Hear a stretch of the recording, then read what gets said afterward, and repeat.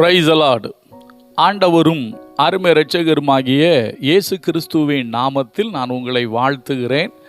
மறுபடியுமாக கர்த்தருடைய பரிசுத்தமுள்ள சன்னிதானத்திலிருந்து கர்த்தருடைய பரிசுத்தமான வார்த்தைகள் மூலமாய் உங்களை சந்திப்பது மிகுந்த மகிழ்ச்சி. ஆண்டவருடைய பெரிதான கிருபையினால இந்த வாரம் முழுவதும் நாம் தொடர்ந்து தியானித்து வருகிற காரியம், தப்பு கணக்கு போடாதே.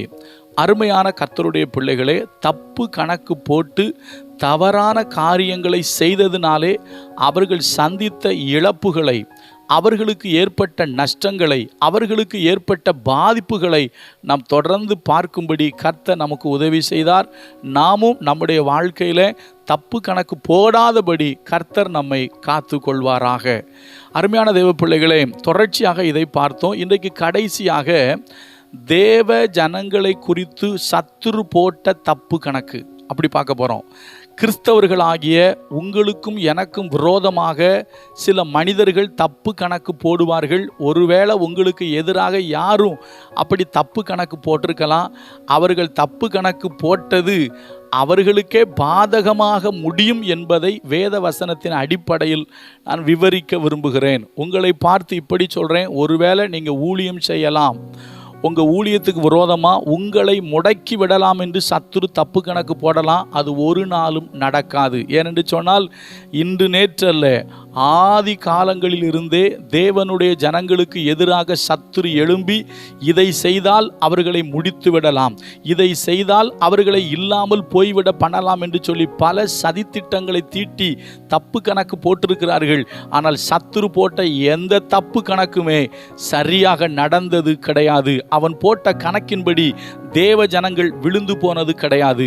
ஒருவேளை உங்கள் ஊழியத்துக்கு விரோதமாக, உங்கள் திருச்சபைக்கு விரோதமாக, உங்கள் ஆவிக்குரிய வாழ்க்கைக்கு விரோதமாக, நீங்கள் கிறிஸ்துவை ஏற்றுக்கொண்டு கிறிஸ்துவை வழிபடுவதற்கு விரோதமாக யார் உங்களுக்கு எதிராக சதி செய்து தப்பு கணக்கு போட்டாலும் அவைகள் ஒன்றும் இல்லாமல் போகும் என்பதை இந்த காலை வேளையிலே வேத வசனத்தின் அடிப்படையிலே உங்களோடு பேச விரும்புகிறேன். நான் புதிய ஏற்பாட்டிலிருந்தே சொல்லுகிறேன். பழைய ஏற்பாட்டிலிருந்து எடுத்தால் நிறைய எடுத்துக்கிட்டு இருக்கலாம். யோசேப்பின் சகோதரர் கூட யோசேப்பை வெறுங்குழியில் போட்டுவிட்டால் சொப்பனம் எப்படி நிறைவேறும் என்று அவர்கள் போட்டது தப்பு கணக்கு.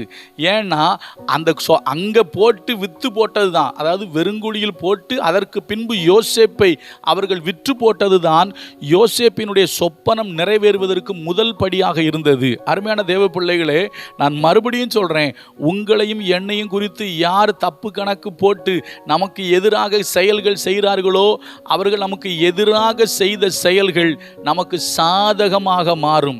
அவைகளை நமக்கு சாதகமாய் மாற்றி போட நம்முடைய ஆண்டவரால் முடியும்.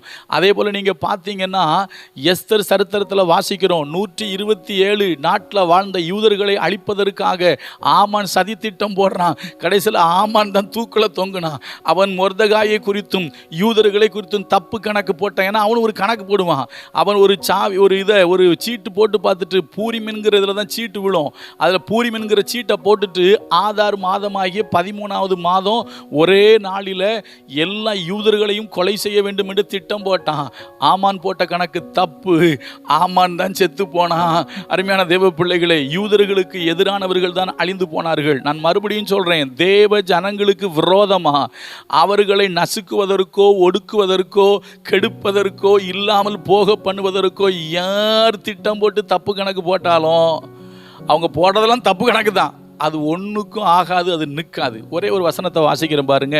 நான் புதிய ஏற்பாட்டை வந்து சொல்கிறேன். இயேசு கிறிஸ்துவனுடைய உயிர்த்தெழுதலுக்கு பின்பு, ஏன்னா கிறிஸ்துவ குறித்துமே யூதர்கள் போட்டது தப்பு கணக்கு தான், ரோமர்கள் போட்டது தப்பு கணக்கு தான், சத்துரு போட்டதும் தப்பு கணக்கு தான். எல்லாவற்றையும் சொல்வதற்கு நேரம் இல்லை. கவனிங்க, இப்போ நான் அப்போஸ்தலர் நடவடிக்கையில் நீங்கள் பார்த்தீங்கன்னா ஒரு காரியம் செய்கிறாங்க. என்ன செய்கிறாங்க அப்படின்னா, அப்போஸ்தலர் 4வது அதிகாரத்தில் ஒரு சம்பவம் நடக்குது.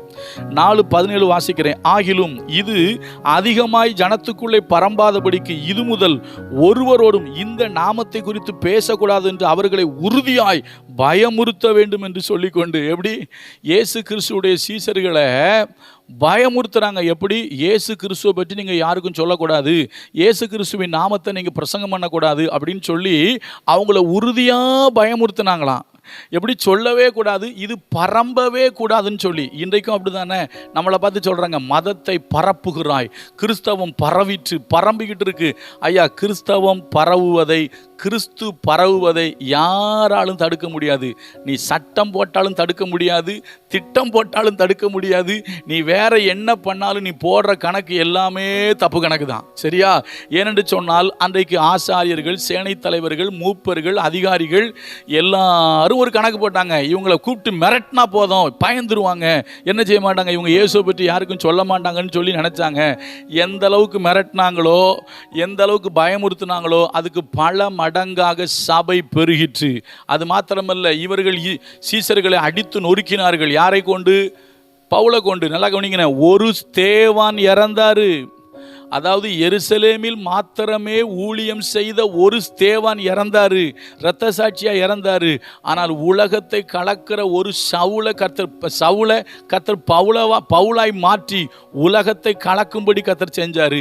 இழந்து போனது ஒரே ஒரு ஸ்தேவான் தான். ஆனால் கர்த்தர் எழுப்புனதோ உலகத்தை கலக்குகிற பவுலை. மறுபடியும் சொல்றேன், எருசலேமில் மாத்திரம் ஊழியம் செஞ்சுக்கிட்டு இருந்த ஸ்தேவானை கொண்டாங்க. ஆனால் கர்த்தரோ புறஜாதிகளுக்கும் உலகத்துக்கும் சுவிசேஷத்தை அறிவிக்கிற பவுலை கர்த்தர் எழுப்பினாரு. அதனால தேவ ஜனங்களை மிரட்டிடலாம், தடுத்துடலாம், கிறிஸ்தவத்தை தடை பண்ணிடலாம் அப்படின்லாம் நினைச்சா அது நீ போடுற தப்பு கணக்கையா. கிறிஸ்தவத்துக்கு விரோதமாக யார் எழும்பினாலும் சொல்றேன், அது நீ போடுற தப்பு கணக்கு. சரியா? தேவ ஜனங்களை யாரும் ஒன்றும் செய்ய முடியாது. இன்னும் ஒன்று சொல்றேன், கிறிஸ்தவம் என்பது கட்டுக்கதை கிடையாது. அது பொய் கிடையாது, புராண கதை கிடையாது, யாரும் புனை சுருட்டு கிடையாது, யாரும் சும்மா போற போக்கில் எழுதி வச்சுட்டு போனதோ சொல்லி வச்சுட்டு போனதோ கிடையாது. கிறிஸ்தவம் என்பது உண்மை, கிறிஸ்து என்பது உண்மை. இந்த உண்மையை தடுப்பதற்கு இந்த உலகத்தில் எவராலும் முடியாது. கிறிஸ்தவம் வளர்ந்தே தீரும், கிறிஸ்தவம் பரம்பியே தீரும். நீங்க எவ்வளவு சட்டம் போட்டு எவ்வளவு ஒடுக்கினாலும் அது ஒரு பக்கம் பெரிய வளர்ந்துகிட்டே இருக்கும். நீங்க ஒரு பக்கத்தில் அடைச்சி வச்சா இன்னொரு பக்கம் பொத்துட்டு போவோம். சரியா? நம்ம ஊரில் அதாவது பொதுவான அப்படிதான் ஒரு லாஜிக் இருக்குது. எப்படின்னா, தண்ணியை நீங்கள் இந்த பக்கம் அடைச்சா வேற பக்கம் பொக்குமாங்க எங்கள் ஊர் பாஷையில், எங்கேயாவது பொத்துக்கிட்டு போயிடும். சரியா? அதே போல் இது ஒரு பெரிய அலைங்க, இதெல்லாம் யாரும் தடுத்து வைக்க முடியாதுங்க. நீ இங்கே அடைச்சா இன்னொரு பக்கம் பொத்துக்கிட்டு போவோம். சரியா?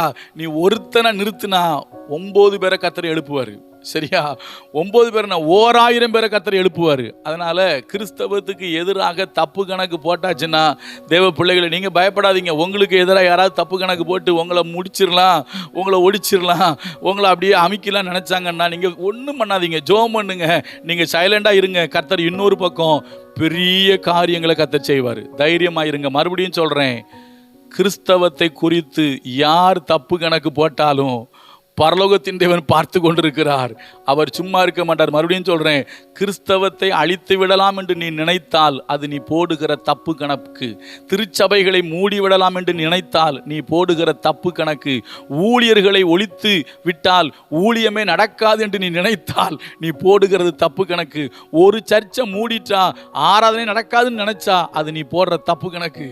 கவலைப்படாதீங்க, கர்த்தர் பெரிய காரியங்களை செய்வார். கர்த்தர் நல்லவர், அவர் கிருபை நம்மில் என்றும் உள்ளது. God bless you.